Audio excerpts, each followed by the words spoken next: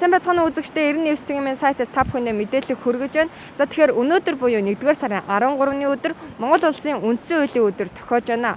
За манай улс 1924 онд үндсэн хуулиа баталж байсан. За тэгвэл шинэ үндсэн хуулиа 1992 онд баталсан. За түүнээс хойш 29 жилийн ой өнөөдөр тохиож байна. За иргэд маань Монгол улсын үндсэн хуулиа хэр сайн мэдэж байгааг асууя. За өнөөдөр ямар өдөр вэ та мэдэх үү? Өнөөдөр нөгөө шинэ үндсэн хууль батлагдсан өдөр. Та үндсэн хуулиа хэр сайн мэдэх вэ? За би юу мэднэ багцаална гэж бодож байгаа шүү дээ. Ямар ч өнөөдөр шинэ үндсэн хууль батлагдсны одоо 92 онд батлагдлаа. Тэрнээс хойш одоо 29 жил төхөө болж байна да. Тэрийг сайн мэдж байна. За өнөөдөр Монгол улсын үндсэн хуулийн өдөр та үндсэн хуулиа хэр сайн мэдэх вэ? Би сайн мэдгүй. Өөрчлөгч үндсэн хуулийг мэдгүй.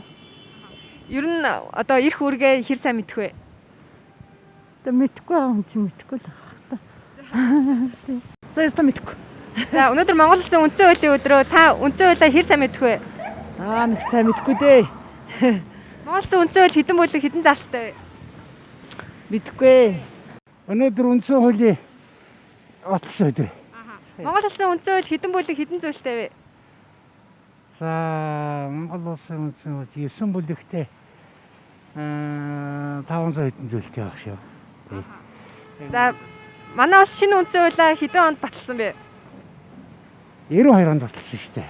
Энэ ч одоо 4 үндсэн хууль юм шүү дээ. 24 он 60 он 40 он 60 он тэгээс 4 үндсэн хууль.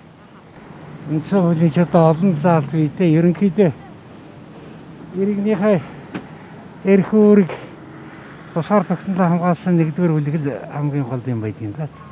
За баярлалаа. За тэгэхээр Монгол улсын эцэг хууль гэж нэрлэгдэх үндсэн хуулиа иргэдээ маань ихэнх нь мэддэггүй байна. За бид үндсэн хуулиараа хамгаалагдаж байдаг учраас энэ талын мэдлэгийг иргэдэд олгох нь зүйтэй болж байна.